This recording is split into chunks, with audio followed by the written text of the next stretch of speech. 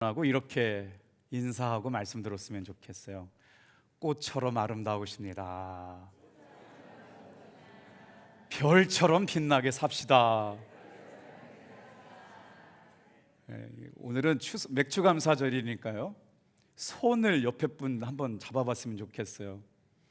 제가 한 번 더 사랑하겠습니다. 시작. 제가 한 번 더 사랑하겠습니다. 남의 남자 손잡은 사람 없죠? 큰일 나요. 오늘 아침 저와 여러분은요, 또 하나의 기적의 삶을 보았습니다. 눈을 뜨면 저절로 하루가 시작된다고 여기셨겠지만요, 2024년 인구 총주택 조사에서요, 대한민국 한 사람들 하루에 몇 명이 죽었느냐를 조사했거든요. 작년 하루 동안 대한민국 사람들은 982명이 세상을 떠났습니다. 그러니 오늘 우리가 살아있다라고 하는 건 얼마나 기적 같은 일이냐면 1000명 중에 들어가지 않은 거예요. 대한민국 하루에도 1000명 가까운 사람들이 매일 죽고 있는데 이건 통계니까요. 그럼에도 불구하고 저와 여러분들이 하나님 앞에 나와서 예배하게 하신 것은 하나님의 은혜인 줄로 믿습니다. 오늘 아침 우리가 눈을 뜨고 숨을 쉬고 걸어서 예배당에 나온 것 자체가 기적 아닐까 싶은데요, 기적이라는 말은 라틴어에서 왔어요. 미라쿨룸이라는 단어에서 왔거든요. 불가사의한 일이 일어났다, 초자연적인 일이 일어났다. 그러나 성경에서 말하는 기적은 단순하게 세상이 말하는 기적과 다릅니다. 기적이란 하나님께서 내 삶에 분명한 목적이 있다, 하나님께서 내 삶에 분명한 계획이 있으실 때 우리의 삶에 허락해 주시는 거거든요. 똑같은 주일 예배 아니고요, 우리는 2025년 첫 번째로 맥주감사주일을 단 한 번 드리게 됩니다. 동일한 예배가 아니라 하나님께서 가장 유일한 예배로 하나님이 기뻐하시는 감사의 예배를 드릴 때 저와 여러분들은 하나님께서 베풀어 주시는 기적의 주인공이 될 줄로 믿습니다. 그런 의미로 그렇게 믿습니다 그럴 때 제가 할렐루야 할 때 여러분 큰 소리로 아멘 그러셨으면 좋겠어요. 할렐루야. 토마스 칼라일이라고 하는 사역자가 있는데, 기적의 시대는 영원하다. 기적은 과거의 이야기가 아니라 바로 오늘 지금 내 삶에서 일어나기 때문에 그렇다. 맥주절은 성경에서 언제 등장하냐면 창출내 민신을 모세오경이라고 그러는데, 창세기에는 맥주절 이야기가 나오지 않지만 출애굽기, 레위기, 민수기, 신명기, 창세기를 제외한 4번의 성경에서는 계속해서 맥주절 이야기가 나와요. 맥주절은 보리를 처음 수확하고 그 이삭을 가지고 나와서 하나님 앞에 예배드렸는데, 추수한 첫 번째 보리 이삭을 하나님 앞에 제단에 드리면서 예배를 드렸다. 초실절, 처음 결실 맺은 것을 하나님 앞에 드리면서 예배했다. 며칠 동안 예배했냐면 감사와 찬양을 드리면서 50일 동안 예배를 드렸어요.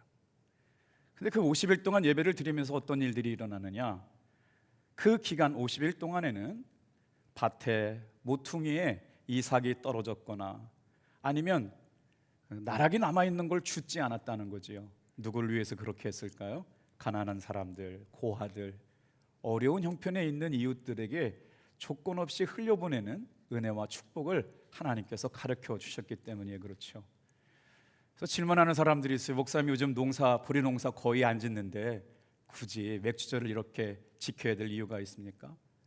맥주절은 단순하게 보리 수확에 대한 감사만 있는 것이 아니기 때문에 그래요. 이스라엘 백성들에게는 중요한 3대 절기가 있었거든요. 첫 번째는 6월절이고요, 두 번째는 77절이었고요, 맥주절 말씀하는 거고요, 세 번째가 수장절인데, 애굽으로부터 해방을 주신 것에 감사해서 드렸던 절기가 바로 6월절이었고요, 첫 이삭을 주심을 감사해서 열매 주신 것을 구별해서 예배하며 감사했던 것이 맥주절이었다면, 한 해의 농사가 다 끝나고 창고에 거둬들이게 된 걸 감사해서 드리는 절기가 바로 수장절이었습니다. 그런데 공통적으로 뭐가 들어가 있냐면 하나님의 은혜에 대한 감사가 있었다는 거예요.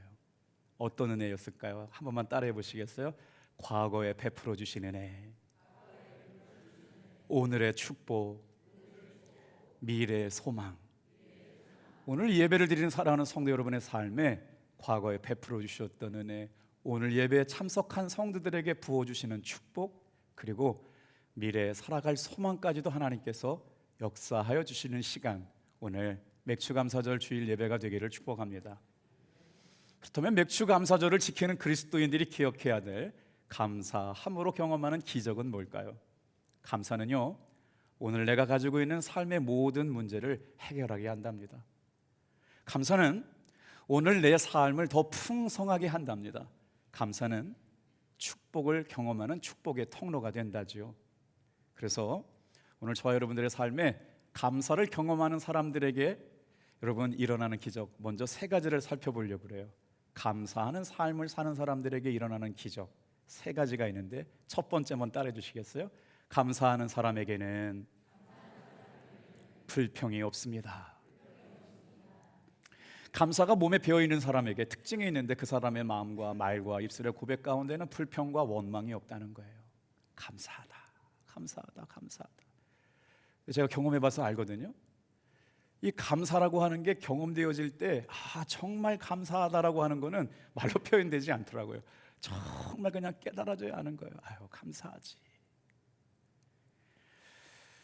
자, 시편 107편 1절에 이런 말씀이 나오거든요.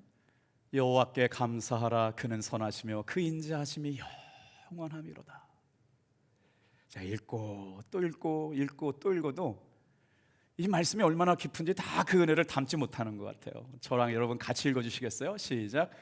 여호와께 감사하라, 그는 선하시며 그 인자하심이 영원함이로다. 왜 감사해야 된다는 거예요? 하나님은 선하시답니다. 하나님은 진실하시대요. 사람들은 속이고 거짓말하지만 하나님은 선하시고 진실하신데, 그 선함과 진실하심이 영원하다. 영원하다. 할렐루야. 언제까지 영원하실까요? 핸드폰 소리 끌 때까지 영원하세요.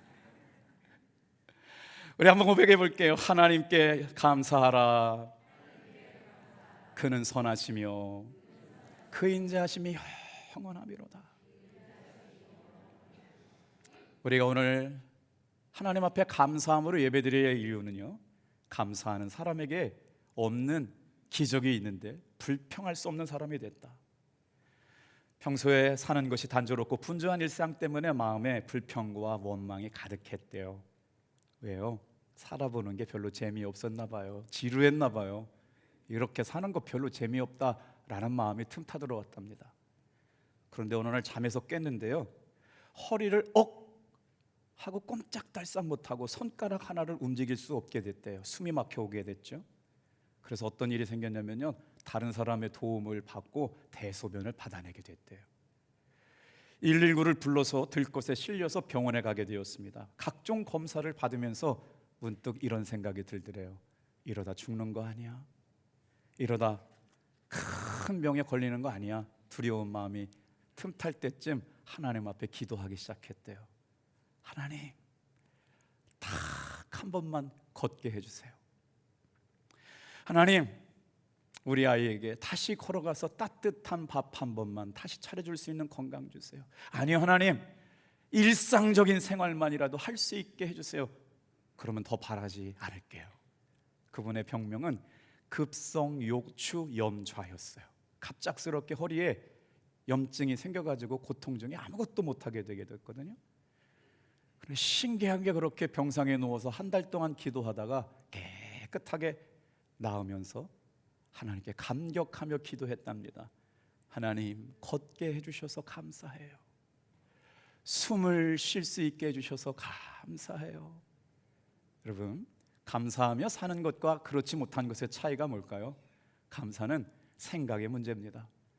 불평하고 지루하다고 여겼던 그 삶에 하나님께서 한 달 동안 병상에 누워있게 만들더니 살아있는 것 자체가 감사하고 숨 쉬는 것 자체가 감사하고 일상이 얼마나 큰 삶의 기적인가를 깨달았게 됐다는 거죠.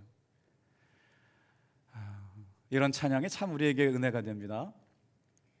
날마다 숨쉬는 순간마다 내 앞에 어려운 일 보내 주님 앞에 이 몸을 맡길 때 슬픔 없네 두려움 없네. 주님의 같이 할까요? 주님의 그 자비로운 손길 항상 좋은 것 주시도다. 사랑스레 품과 기쁨은 수고와 평화와 2절도 있어요. 날마다 주님 내 곁에 계셔 자비로 날 감싸 주시네. 주님 앞에 이 몸을 맡길 때 힘 주시네. 위로 큰 소리로 어린 나를 품에 안으시사 항상 평안함 주시도다. 흘러감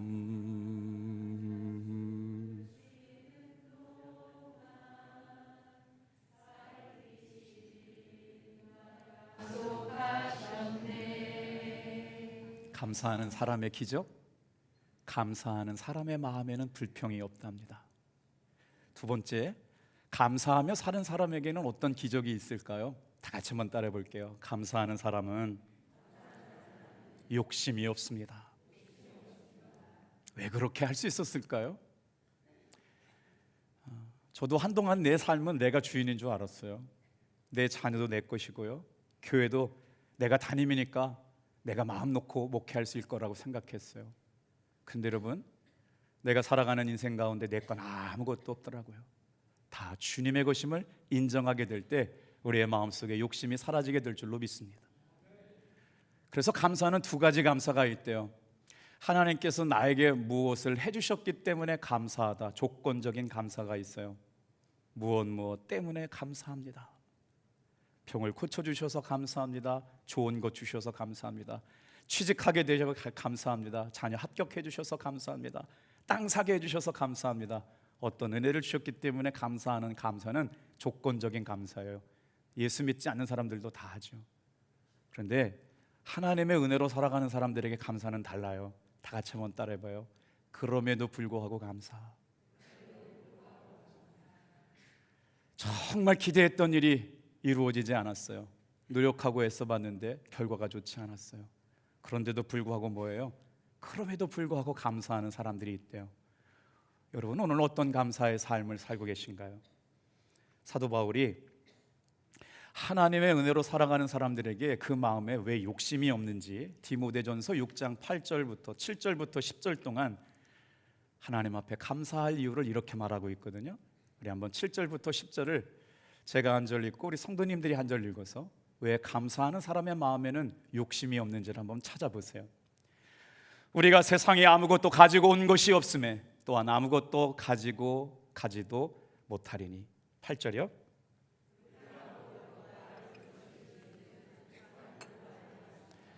부하려 하는 자들은 시험과 울무와 여러 가지 어리석고 해로운 욕심에 떨어지나니 곧 사람으로 파멸과 멸망에 빠지게 하는 것이라.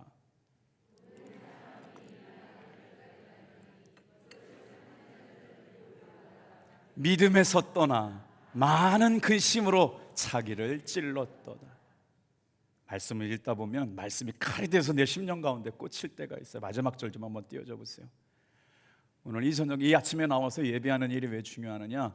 믿음의 자리에 나오신 줄 믿습니다. 은혜의 자리에 나오신 줄로 믿습니다.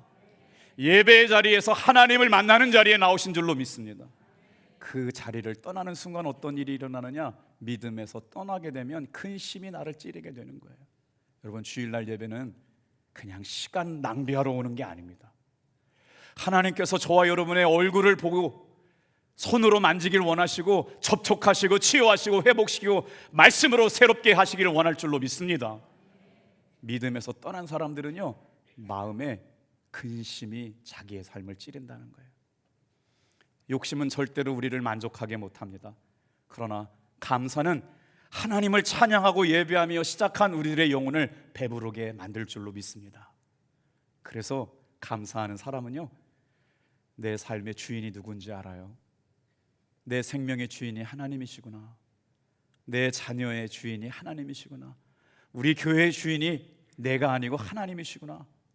건강의 주인이 내가 아니고 하나님이구나 깨닫게 될 때 인생이 철들기 시작될 줄로 믿습니다. 로마 그리스 신화에 등장하는 판도라의 상자 이야기를 들어보셨나요? 그리스 신화에 등장하는 최초의 여인은 판도라라는 여인이에요. 제우스가 헤파이스토스라고 하는 신에게 여자를 만들어라, 그래서 만든 여자의 이름이 판도라입니다. 제우스가 판도라를 만들면서 상자 하나를 갖다 주었는데 뭐라고 얘기했냐면, 아무리 열어보고 싶어도 절대로 이 상자는 열면 안 된다라고 말했어요. 그런데 이게 웬일이에요? 호기심이 너무 많았던 판도라는 제우스의 말을 거역하고 상자를 쩍하니 열어보게 됐죠. 그 순간 어떻게 됐을까요? 상자 안에 담겼던 욕심, 상자 안에 담겼던 질투, 상자 안에 담겼던 각종 질병들이 순식간에 세상에 퍼져나갔어요. 깜짝 놀라가지고 상자를 탁 닫는 순간 하나가 남았는데, 뭐가 남았냐면요, 희망이라는 것이 남았다는 거예요. 그래서 하나님을 모르고 살아가는 사람들이 끝까지 붙잡고 사는 건요, 희망이라죠. 그런데 하나님의 은혜로 살아가는 사람들에게는 희망 붙잡고 사는 것보다 더 귀한 걸 주셨는데 무엇일까요? 하나님의 감사를 저와 여러분에게 허락하여 주신 줄로 믿습니다. 그래서 삶의 위기가 찾아오면 어려운 사람들은 희망의 끈을 붙들고 뭔가를 이겨내려고 그래요. 그런데 하나님의 사람들은 이 사건을 통해서도, 고난을 통해서도, 어려움을 통해서도 하나님의 행하실 일이 있을 거야 기도하면서 하나님 앞에 인내하고 감사하는 삶을 허락해 주셨다. 저와 여러분의 인생의 주인이 하나님이신 걸 아는 사람은 세상과 사람에 대해서 욕심이 없습니다. 이게 감사하는 사람에게 주어지는 기적이라지요. 다윗은 그래서 뭐라고 고백했느냐? 다 같이 한번 같이 따라해 볼게요. 여호와는 나의 목자시니 내게 부족함이 없으리로다. 두 번 해볼 텐데 우리 같이 한번 잘 따라 볼까요? 여호와께 감사하라. 그는 선하시며 그 인자하심이 영원하미로다. 시작. 그는 선하시며 그 인자하심이 여호와는 나의 목자시니. 시작. 여호와는 나의 목자시니 내게 부족함이 없으리로다. 말씀을 준비하면서 셋째 대지가 참 좋았어요. 다 같이 한번 따라해 볼게요. 감사하면 비교가 없어집니다. 감사하는 사람에는요, 비교가 없대요. 감사라는 말은 히브리 말로요, 야다와 토레라고 하는 합성어였어요. 이 말이 얼마나 아름다운 말인지 몰라요? 감사하다라고 하는 히브리적 원어는 뭐냐면요, 하나님의 은혜에 감사하는 사람의 마음에 생명샘 물줄기가 흘러넘친다는 거예요. 파내도 감출 수 없는 용솟음 같은 기쁨과 감사가 그의 마음에 샘줄기처럼. 샘물이 어떻게 솟아올라요? 쏨풍쏨풍 나오는, 애가 나올 때 쏨풍인가? 풍성한 은혜가 그냥 샘솟듯이 저와 여러분의 마음속에 샘솟는 역사가 일어날 줄로 믿습니다. 이게 감사래요. 하나님께서 해주셨구나, 하나님께서 도우셨구나. 하나님의 은혜에 감사하는 마음이 마음속에서 솟아나는 샘줄기가 차고 넘치는 은혜, 이게 감사래요. 그래서 감사하는 사람은요, 다른 사람과 비교하지 않는데요. 우리 목사님들도요, 제일 시험 드는 단어가 있어요. 김석기 목사보다 정태민 목사가 설교를 잘한다. 그러면 못 견디는 거예요. 그거 잘할 수도 있잖아요. 그런데 우리 목사들의 속이 얼마나 좁은지 말이에요. 나보다 누가 설교 잘하고 목회 잘한다 그러면 밤잠을 아파가지고 잠을 못 자요. 여러분은 안 그러세요? 비교하는 순간 비참해지기 시작해요. 하나님은요, 저와 여러분을 위대한 하나님의 걸작으로 만드신 줄로 믿습니다. 그런데 저와 집은 서울대 갔고 저 집은 어디 대기업에 취직을 했고 뭐가 잘 됐고 하는데 나는 이거밖에 안 된다고 다른 누구와 비교하기 시작한 그 순간부터 하나님의 걸작품이 여러분 졸작이 돼가지고 비참해지기 시작해요. 그래서 하나님의 은혜를 경험하고 살아가는 사람들은 절대로 다른 사람과 비교하지 않는답니다. 사랑하는 성도 여러분, 감사함의 기적은 다른 게 아니고요, 다른 사람에게 비교하지 않는 은혜로 살아가는 여러분 되기를 축복합니다. 자, 그러면 우리는 어떤 감사를 하나님 앞에 드리면서 살아야 할까요? 세 가지를 묵상할 텐데요. 자, 다 같이 한번 따라할게요. 지금 나와 함께 동행하시는 하나님께 감사해야 합니다. 지금 이 시간에 우리가 눈으로 하나님을 뵐 수는 없지만 저와 여러분 사이에 역사하시고 임재하시고 찾아오시고 만져주시고 위로하시고 사랑은 접촉을 통해서 일어나요. 이 말씀을 듣는 시간은요, 하나님의 말씀이 내 심령을 터치해 주시는 시간이거든요. 여러분의 영혼을 터치해 주시는 시간인데 이걸 어떻게 표현할 수가 없어요. 그래서 지금 나와 함께 하신 하나님께 감사하는 사람을 통해 영광을 받으시는데, 시편 50편 14절 15절 우리의 입술로 한번 하나님께 고백해 볼게요. 시작. 감사로 하나님께 제사를 드리며 지존하신 이에게 내 서원을 갚으며 환난 날에 나를 부르라. 내가 너를 건지리니 내가 나를 영화롭게 하리라. 잘 말씀 띄워주고 있어요. 하나님 앞에 감사를 드리면 어떻게 되느냐? 하나님께서 소원을 이루어 주시는 것. 우리는 소원을 이루는 게 먼저이지만 하나님께서는요, 우리의 마음의 중심을 보시면 우리의 마음의 소원을 하나님의 뜻 안에서 이루어 줄 줄로 믿습니다. 그래서 감사로 하나님 앞에 예배하는 사람들을 통해서 하나님은 감사하는 사람들의 소원을 이루어 주실 줄로 믿습니다. 소원 성취가 먼저 아니에요. 하나님께 감사가 먼저예요. 하나님의 뜻 안에서 여러분 가장 선한 걸로, 아름답고 복된 걸로 역사할 줄로 믿습니다. 그리고 감사가 왜 중요한지 아세요? 우리 15절 말씀이요. 환난 날에 나를 부르라. 내가 너를 건지리니 네가 나를 영화롭게 하리라. 인생을 살면서 넘어지지 않는 사람 누구 봤어요? 힘들지 않는 사람 누가 봤어요? 저희 어머니가 추도일이어가지고 예배를 드리러 금요일 날 다녀왔는데 저희 동네에 자녀들을 서울대학교 보내고 사돈을 의사 부부 만나고 뭐 아주 스펙타클해요. 막 그냥 세상적인 관점에서 보면 잘 되고 잘 됐어요. 그냥 배 아파요. 얘기만 들어도 너무너무 잘 됐어요. 그런데 저 형님이 김병기 이제 신천 장로가 됐거든요. 그렇게 잘 나가던 전영현이라고 하는 형님의 친구가 어느 날 갑자기 제 형님한테 전화가 왔다는 거예요. 병기야, 내가 암이란다. 한 번도 교회를 다녀본 적이 없어요. 저희 형님도 친구 장로님이지만 그 형님에게 예수 믿으라고 한 얘기 한 번도 안 했대요. 그런데 몸이 아프고 나서 갑자기 교회 십자가밖에 안 보이더라는 거예요. 눈만 뜨면 십자가가만 보이고, 눈만 보면 십자가만 보이고, 눈만 뜨면 십자가가 보여서 내가 너를 위해 기도하마. 그러면서 복음을 전했다는 이야기를 어제 그저께 들었어요. 다 같이 한번 15절 말씀. 우리의 삶에 앞으로 어떤 환난이 닥쳐올 줄 몰라요. 그러나 이 말씀을 꼭 기억하시길 바랍니다. 시작. 환난 날에 나를 부르라. 내가 너를 건지리니 내가 나를 영화롭게 하리라. 하나님께서 영광을 받으시는 하나님의 사람들의 응답이 있게 될 줄로 믿습니다. 삶의 수많은 어려움과 고난이 닥쳐도 하나님께서 그 일로 인하여 영광 받으시겠다고 말씀하세요. 감사하는 사람의 소원을 응답하시고 고난을 통해서도 이기고 승리한 사람에게 영광을 나타내 보신다. 사람에게는 과거와 현재와 미래라는 시간을 주어졌는데 가장 중요한 시간은 바로 지금이에요. 황금도 중요하고 소금도 중요하지만 우리의 삶 가운데 가장 중요한 건 지금이라죠. 그래서 이 시간이 가장 귀해요.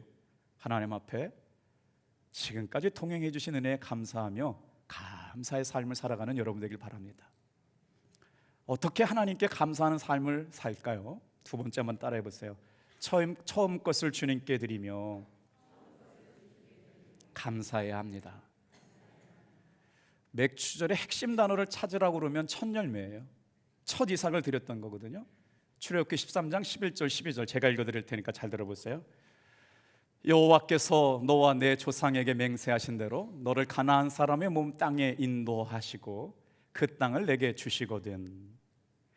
너는 태에서 처음 난 모든 것과 내게 있는 가축의 태에서 처음 난 것을 다 구별하여 여호와께 돌리라.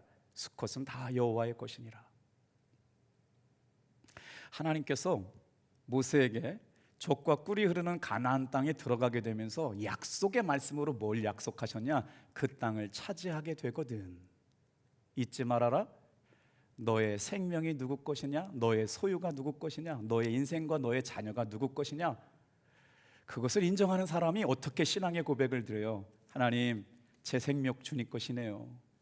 내 인생 주님 것이네요. 제 건강 주님의 것이네요. 내 자녀 내가 낳아서 내 건 줄 알았는데 내 자녀도 주님의 것입니다. 그래서 그걸 인정하면서 첫 열매로 하나님 앞에 드렸다는 거예요.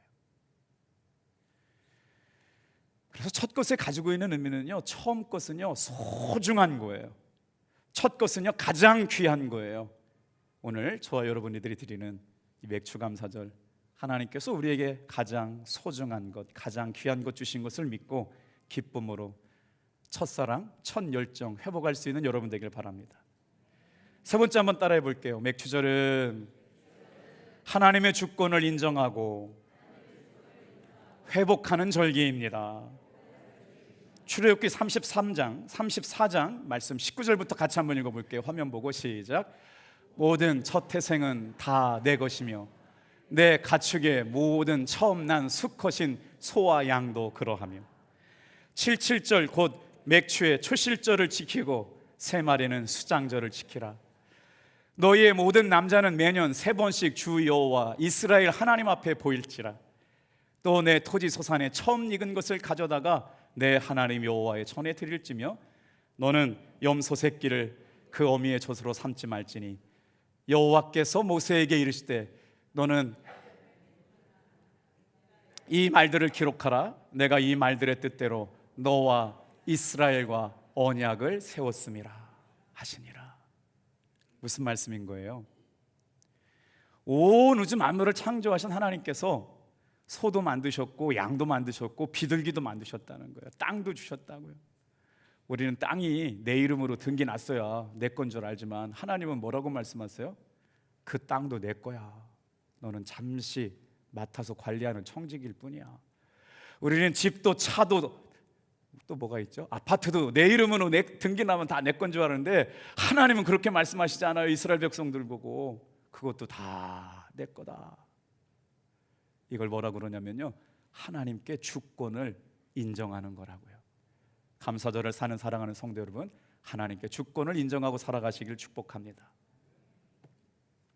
1620년에 메이플라워라고 하는 배를 타고 영국에서 미국으로 신앙의 자유를 찾아갔던 청교도들이 있었는데요, 저 배에는 선원 20-30명과 함께 신앙의 자유를 찾아갔던 청교도 30명 정도, 30명 정도의 청교도가 있었습니다. 그때 그들이 미국에 안착하고 나서 처음 농사 짓고 난 걸 하나님 앞에 드리며 감사의 기도를 드렸던 청교도들의 7가지 감사 내용을 읽어드리고 마치려고 해요. 여러분, 어떤 감사를 하나님 앞에 드리며 살아가요? 180톤밖에 안 되는 작은 배지만 그 배라도 주심에 감사. 평균 시속 2마일로 항해했으나 117간 계속 전진할 수 있었음에 감사. 항해 중 2사람이 죽었으나 한 아이가 태어났음에 감사. 폭풍으로 큰 돛이 부러졌으나 파손되지 않음에 감사. 여자들 몇 명이 심한 파도에 휩쓸려 빠졌지만 모두 구출된 것에 감사. 인디언들의 방해로 상륙할 곳을 찾지 못해 한 달 동안 바다에서 표류했지만 결국 호의적인 원주민들을 만나 안전한 곳에 상륙할 수 있게 해주신 것에 감사. 고통스러운 3개월 동안의 항해에도 단 한 사람도 다시 돌아가자고 얘기한 사람이 없었음에 감사. 천국 가는 그날까지 감사의 기적을 누리며 살아가는 여러분 되길 축복합니다. 감사하는 사람에게는 불평이 없어요. 감사하는 사람에게는 여러분 욕심이 없어요. 감사하는 사람에게는 비교하지 않습니다. 어떻게 감사할까요? 동행해 주시는 하나님께 감사하고 첫 열매 주심으로 마음에 충심을 들여 가지고 있는 이삭이지만 정성을 다해 예물을 드리면서 하나님께서 우리에게 주시는 모든 것이 하나님께 주권이 있음을 고백하는 귀한 종들 되시기를 축복합니다. 기도하겠어요.